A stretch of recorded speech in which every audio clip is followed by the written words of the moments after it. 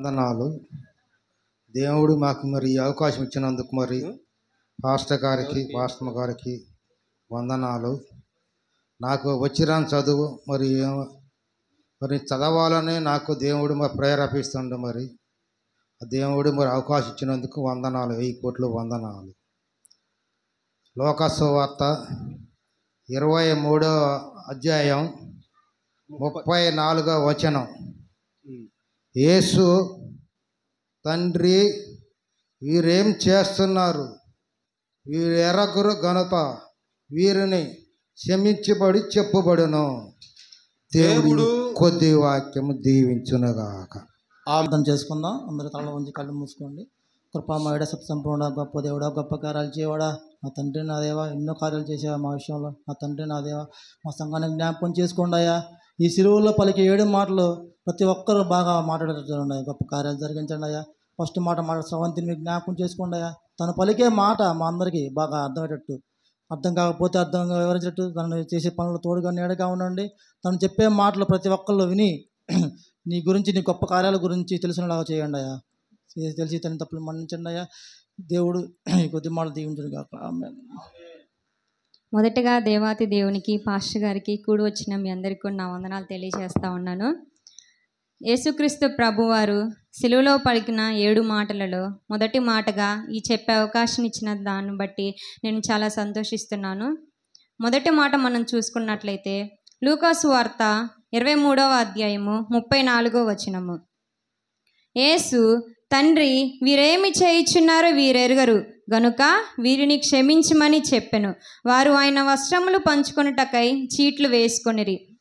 యేసుక్రీస్తు ప్రభువారిని ఉదయం 9 గంటలకు, మార్నింగ్ 9 o'clock నుంచి ఆఫ్టర్నూన్ 3 o'clock వరకు యేసుక్రీస్తు ప్రభువారిని సిలువ వేశారు. మొత్తము టోటలు 6 hours, 6 గంటలు యేసుక్రీస్తు ప్రభువారిని సిలువ వేశారు. అలాగే యేసుక్రీస్తు ప్రభువారు మొదటి 9 గంటల నుంచి 12 గంటల వరకు మొత్తం 4 మాటలు మాట్లాడారు, 3 మాటలు మాట్లాడారు. తర్వాత 12 గంటల నుంచి 3 గంటల వరకు 4 మాటలు మాట్లాడారు. మొదటి 2 మాటలు, సిలువలో పలికిన మొదటి 2 మాటలు నా గురించి మాట్లాడారు. ఏమని మాట్లాడారంటే, అంత సిలువలో కూడా, అంత బాధను భరిస్తూ కూడా యేసుక్రీస్తు ప్రభువారు, మనమైతే ఏం చేస్తాం, ఏదైనా తప్పు చేసామనుకోండి మనకి జైలు శిక్ష పడిద్ది. ఉరి శిక్ష పడినప్పుడు ఏం చేస్తావు, నీ చివరి కోరిక ఏంటంటే ఏం చేస్తావు, ఏదైనా ఫుడ్డో లేకుంటే మన పేరెంట్స్ని, మన ఫ్యామిలీ మెంబర్స్ని కలవాలని మనం కోరుకుంటాం. కానీ యేసుక్రీస్తు ప్రభువారు అవేమి ఆలోచించకుండా, వాటన్ని గురించి ఆలోచించకుండా, మొదటిగా మన గురించి, మన పాపాల గురించి, మనం చేసిన దాని గురించి ఆయన, మన కోసం ఆయన తన తండ్రిని సారీ అడుగుతూ ఉన్నారు. యేసుక్రీస్తు ప్రభువారికి ఒక తండ్రి ఉన్నారు. ఆయన ఎవరు? ఈ తండ్రి యేసుక్రీస్తు ప్రభువారు మొత్తం వేరేమి కాదు. తండ్రి, కుమార, పరిశుద్ధాత్మ, ఈ 3 కూడా ఒకళ్ళే. ఈ 3 మనకి భూమి మీదకి రాకడ కోసం వచ్చినప్పుడు కుమారుడిగా వస్తాడు. మనల్ని తీసుకొని పరలోకానికి వెళ్ళేటప్పుడు పరిశుద్ధాత్మగా, అలాగే పరలోకంలో మనకి జడ్జిమెంట్, అలాగే మన భూమి మీద నివసించిన దాన్ని బట్టి మనకు తీర్పు తీర్చే దాన్ని బట్టి తండ్రిగా ఈ 3 ప్లేసెస్ని బట్టి మారుతూ ఉంటాడనమాట. తండ్రి కుమార సంబంధాన్ని, అనుబంధాన్ని ఇక్కడ యేసుక్రీస్తు ప్రభువారు మాట్లాడుతూ ఉన్నాడు. తండ్రి వీరేమి చేయుచున్నారో వీరెరుగరు కనుక వీరిని క్షమించమని చెప్పాడనమాట. తండ్రి, one and only man, who is man, యేసుక్రీస్తు ప్రభువారు, నీ నా పాపాల కోసం, నీ నా పశ్చాత్తాపం కోసం, నువ్వు నేను చేసినటువంటి పాపాల కోసం సిలువలో బలియాగమవుతూ రక్తం కార్చి ఆఖరి రక్తపు బొట్టు వరకు చిందించిన వాళ్ళు ఎవరంటే యేసుక్రీస్తు ప్రభువారు మాత్రమే. ఆయన తండ్రిని ఏమంటున్నాడు, వీరు ఏమి చేస్తున్నారో వీరికి తెలీదు కనుక వీరిని క్షమించమని యేసుక్రీస్తు ప్రభువారు చెప్పాడనమాట. ఆ తండ్రిగా పిలిచే ధైర్యం మనకు కూడా ఉంది. యేసుక్రీస్తు ప్రభువారికి మాత్రమే కాదు, మనకు కూడా ఉంది. తండ్రిని తండ్రిగా పిలిచే ఎలా ఉంది ఒకసారి మనం చూసినట్లయితే, యోహాను సువార్త 1వ అధ్యాయము 12వ వచనాన్ని మనం చూసినట్లయితే, తన్ను ఎందరు అంగీకరించిరో వారికందరికీ అనగా తన నామమందు విశ్వాసం ఉంచిన వారికి దేవుని పిల్లలగుటకు ఆయన అధికారము అనుగ్రహించను. యేసుక్రీస్తు ప్రభు వారికే కాదు, మనకు కూడా తండ్రిగా పిలిచే అవకాశం ఉంది. ఎలా ఉంది? మనము దేవుణ్ణి అంగీకరించి దేవుని నామాన్ని విశ్వసిస్తే మనకు కూడా తండ్రిగా పిలిచే అవకాశం ఉందన్నమాట. యేసుక్రీస్తు ప్రభు వారిని శిష్యులు వచ్చి మాకు ప్రార్థన నేర్పించండి అన్నప్పుడు ఏమని నేర్పించారు? ఒకసారి చూస్తే మత్తయి సువార్త 6వ అధ్యాయము 9వ వచనాన్ని మనం చూసినట్లయితే, పరలోకమందున్న మా తండ్రి, మీ నామము పరిశుద్ధపరచబడునుగాక, నీ రాజ్యము వచ్చునుగాక, నీ చిత్తము పరలోకమందు నెరవేరునట్లు భూమి యందును నెరవేరునుగాక, మానుదిన ఆహారం నేడు మాకు దయచేయుము, మా రుణస్థులను మేము క్షమించి ఉన్న ప్రకారము మా రుణములను క్షమించుము, మమ్మను శోధనలోకి తేక దుష్టుని నుండి మమ్మను తప్పించుము, మనుషుల అపరాధములను మీరు క్షమించిన ఎడల మీ పరలోకపు తండ్రియు మీ అపరాధములను క్షమించును. ఓకే, ఇక్కడ ఏమని చూస్తున్నారంటే పరలోకమందున్న మా తండ్రి. శిష్యులకి ఏమని నేర్పిస్తున్నారు ప్రార్థన? పరలోకమందున్న మా తండ్రి అని శిష్యులకి నేర్పిస్తూ ఉన్నాడనమాట. దేవునికే కాదు, మనకు కూడా తండ్రిని తండ్రిగా పిలిచే అవకాశాన్ని ఇచ్చాడు. ఎలా ఇచ్చాడు? మనము మన పాపాలని ఒప్పుకొని యేసుక్రీస్తు ప్రభువుని నిజమైన దేవుణ్ణిగా మనం అంగీకరించి ఆ సిలువలో వేలాడబడుతున్న యేసుని ఒక్కసారి మనం గుర్తు చేసుకున్నట్లయితే ఆయన ఎంతో రక్తం కార్చి కొరడా దెబ్బలు తిని చివరికి మరణాన్ని అనుభవించాడనమాట. అటువంటి నిజమైన యేసుక్రీస్తు ప్రభు వారి యొక్క తండ్రిని మనం కూడా తండ్రి అని పిలిచే అవకాశాన్ని మనం ఇచ్చాడు. అలాగే తండ్రి వీరు అంటే ఎవరెవరిని క్షమించమంటున్నాడు ఒకసారి మనం చూసినట్లయితే, ఆదాము ఫస్ట్ భూమి మీద దేవుడు ఎవరిని సృజించాడు? ఆదాము అవ్వ. ఫస్ట్ ఆదాముని సృజించాడు. ఆదాము దగ్గర నుండి 4000 సంవత్సరాల వరకు, ఇప్పటి వరకు కూడా 4000 సంవత్సరాల వరకు ఆ కాలంలో ఎంతమంది అయితే మరణించారో అంతమందిని అందరినీ కూడా క్షమించమని దేవుడు వేడుకుంటా ఉన్నాడు.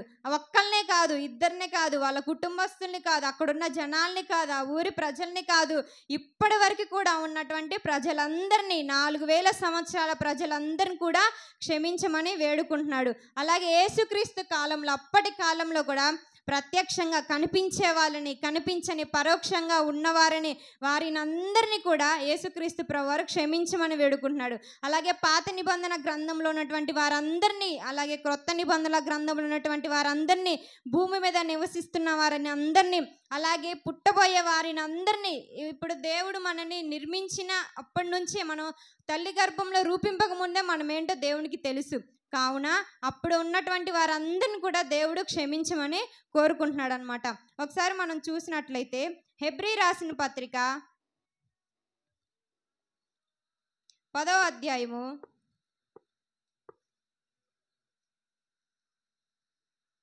12వ వచనాన్ని మనం చూసినట్లయితే,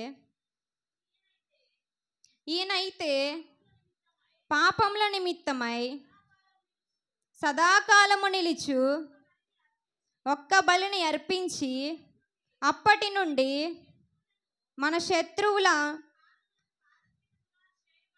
తన పాదములకు పాదపీఠముగా చేయబడి వరకు కనిపెట్టుచు దేవుడి కురిపార్శ్వమున ఆసీనుడాయను. ప్రజెంట్, పాస్ట్, ఫ్యూచర్, వర్తమాన, భూత, భవిష్యత్తు కాలంలో జరిగిపోయింది, జరుగుచున్నది, జరగబోయే వాటినన్నిటి గురించి దేవుడు క్షమించమని కోరుకుంటున్నాడు.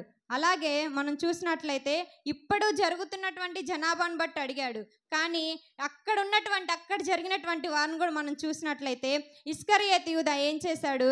దేవుణ్ణి అప్పగించాడు. దేవుడి మీద నిందలు మోపాడు. అలాగే శిష్యులు ఆయన పక్కనే తిరుగుతారు, ఆయన పక్కనే ఉన్నారు. ఆయన ఏంటో వాళ్ళకి తెలుసు. శిష్యులకి 3.5 years 3.5 సంవత్సరాలు దేవునితో ఫ్రెండ్షిప్ చేశారు, దేవునితో ఉన్నారు. కానీ దేవుణ్ణి వదిలేసి ఆ క్షణాన వెళ్ళిపోయారు. అలాగే మన జీవితంలో కూడా అంతే. ఎవ్వరు మనకు తోడు రారు, అలాగే ఎవరు కూడా మన దగ్గరికి రారు. మన అవసరంలో ఉన్నప్పుడు అందరూ మనల్ని వదిలేసి వెళ్ళిపోయారు. కానీ మానవ స్వభావంగా శిష్యులు కూడా ఏం చేశారు? యేసుక్రీస్తు ప్రభు వారిని 3.5 సంవత్సరాలు ఆయనతో ఉండి, ఆయనతో జీవిస్తూ, ఆయన అంటే ఏంటో తెలుస్తూ చివరికి ఆయన్ని వదిలేసి వెళ్ళిపోయారు. అలాగే రోమా గవర్నర్ అయినటువంటి పిలాతు యేసుక్రీస్తు ప్రభు వారికి ఏం చేశాడు? మరణశిక్ష విధించడానికి తీర్పు తీర్చాడు.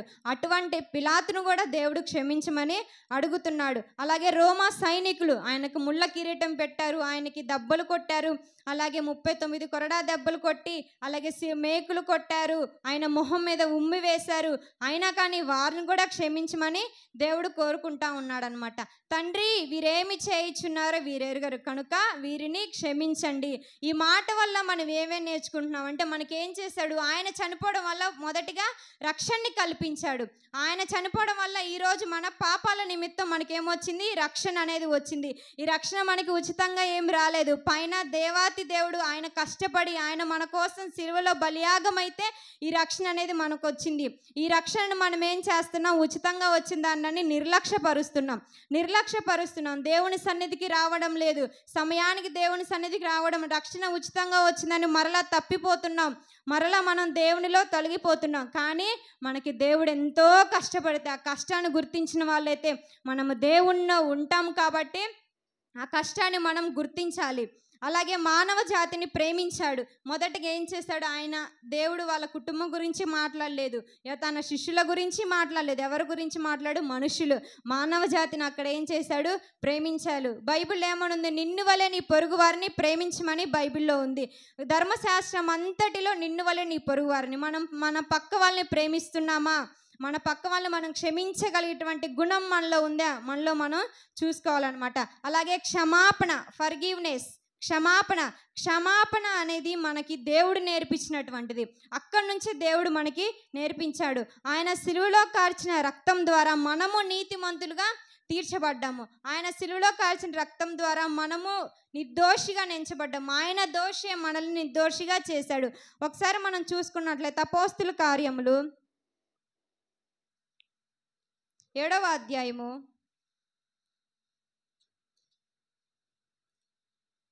59-60 వచనములు. ప్రభువుని గూర్చి మొరపెట్టుచు, యేసు ప్రభువా, నా ఆత్మను చేర్చుకొనుమని స్టెఫెను పలుకుచుండగా వారు అతనిని రాళ్లతో కొట్టిరి. అతడు మోకాళ్ళుని, ప్రభువా, వారి మీద ఈ పాపము మోపకుమని గొప్ప శబ్దంతో పలికెను. ఆ మాట పలికి నిద్రించెను. సౌలు అతని చావునకు సమ్మతించెను. స్టెఫెన్ కూడా ఏం చేశాడు? స్టెఫెన్ కూడా దేవుని సువార్తను ప్రకటిస్తూ ఉండగా అతన్ని రాళ్లతో కొట్టి చిత్రహింసలు పెట్టారు. కానీ స్టెఫెన్ ఏం చేశాడు? ప్రభువా, మోకాళ్ళేసి, అంత పరిస్థితిలో కూడా మోకాళ్ళేసి, ప్రభువా వీరిని క్షమించండి అని క్షమాపణను కోరాడు. ఎక్కడి నుంచి కోరాడు? అది ఫస్ట్ ఎవరి దగ్గర నుంచి వచ్చింది? యేసుక్రీస్తు ప్రభువారి దగ్గర నుంచి ఆ క్షమాపణ అనేది వచ్చింది. తర్వాత స్టెఫెన్ నేర్చుకున్నాడు. అలాగే తండ్రి మనకి ఏమి నేర్పిస్తున్నాడు? క్షమించే గుణాన్ని మనకి నేర్పిస్తూ ఉన్నాడు అనమాట. వీరేం చేస్తున్నారో వీరికి తెలీదు. తండ్రి, వీరు ఏమి చేస్తున్నారో వీరికి తెలీదు. ఎవరికి తెలీదు? అక్కడ ఉన్నటువంటి యేసుక్రీస్తు మొహం మీద ఉమ్ము వేసినటువంటి వారికి తెలీదా? అలాగే కొరడా దెబ్బలు కొడుతున్నటువంటి వారికి తెలీదా? ముళ్ళ కిరీటం పెడుతున్నటువంటి వారికి తెలీదా యేసుక్రీస్తు ప్రభువారని?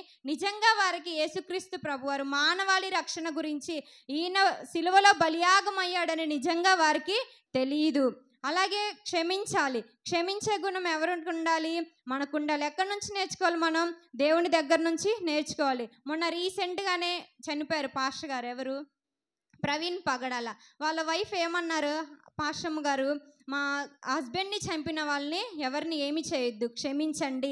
అలాగే బిల్లీ గ్రహం గారి వైఫ్ ఏమన్నారు, క్షమించండి. ఇవన్నీ ఎక్కడి నుంచి వచ్చాయి? క్షమాపణ యేసుక్రీస్తు ప్రభు వారి దగ్గర నుంచే వచ్చాయి. ఆ క్షమాపణ అనేది ఆయన నిజంగా దేవుణ్ణి విశ్వసించారు కనుక ఆయన క్షమించే గుణాన్ని వాళ్ళ పిల్లలమైనటువంటి మనందరం కూడా నేర్చుకోవాలి. ఒక చిన్న ఎగ్జాంపుల్ చెప్పాలంటే, ఒక వాటర్ బాటిల్ ఉంది.